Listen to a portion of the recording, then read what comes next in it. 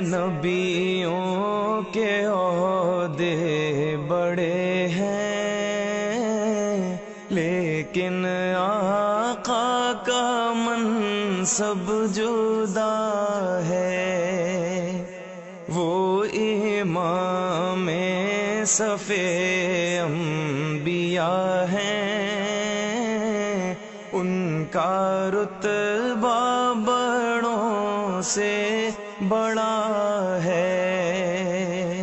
کوئی لفظوں میں کیسے بتا دے ان کے رتبے کی حد ہے تو کیا ہے۔